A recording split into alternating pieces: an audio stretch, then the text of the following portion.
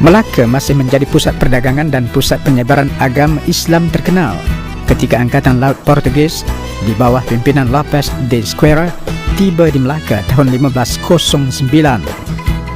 Kehadiran Portugis menimbulkan kecurigaan pembesar Melayu, khususnya Tun Mutahir dan Baginda Sultan Mahmud. Ramai pegawai Portugis ditangkap, termasuk pegawai kanannya, Rei de Araujo. Bagaimanapun, ada yang dapat melarikan diri ke Goa, India, termasuk ketuanya, Lopes de Esquerra. Angkatan Tentera Laut Portugis diketuai Alfonso de Albuquerque mengunjungi Melaka pada tahun 1511 dan menuntut pemerintah Melaka membebaskan tawanan dan membayar ganti rugi. Mereka turut mendesak agar diberikan kebenaran membina kubu di Melaka. Semua tuntutan mereka ditolak Sultan Mahmud.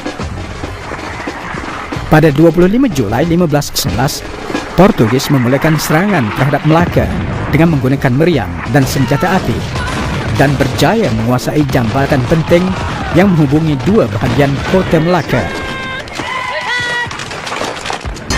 Bagaimanapun, dengan semangat jitu untuk mempertahankan negara, 20,000 pejuang Melayu Melaka berjaya menawan semula jambatan tersebut. Pada 19 Ogos 1511, Portugis melancarkan semula serangan.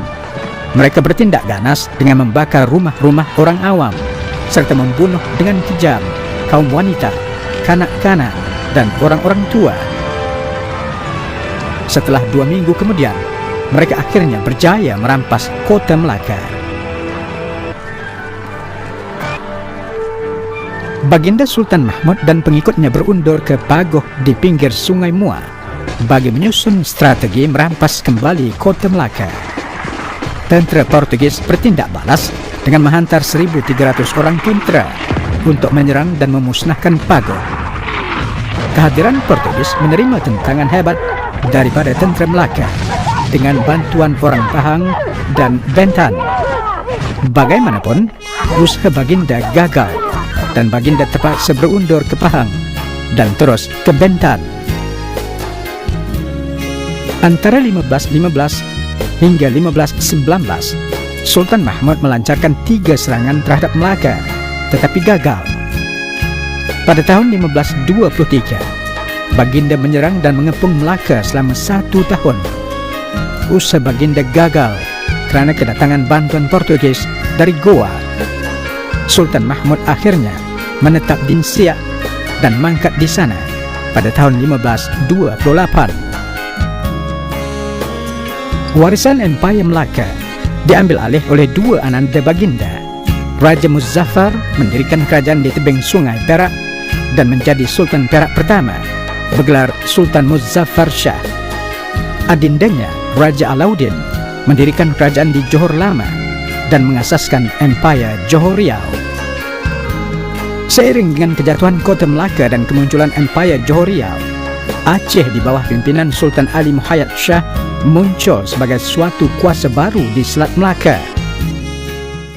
Kemunculan Aceh mewujudkan saingan baru penguasaan wilayah Selat Melaka, antaranya serta Johor dan Portugis. Antara 1521 hingga 1641, kerap berlaku peperangan yang melibatkan ketiga-tiga kuasa yang berkepentingan dan bermusuhan ini. Pertelingkahan dan pertentangan yang berlarutan selama lebih 100 tahun dikenali Perang Tiga Segi. Bermula dari tahun 1606, Belanda bekerjasama dengan Johor menentang Portugis.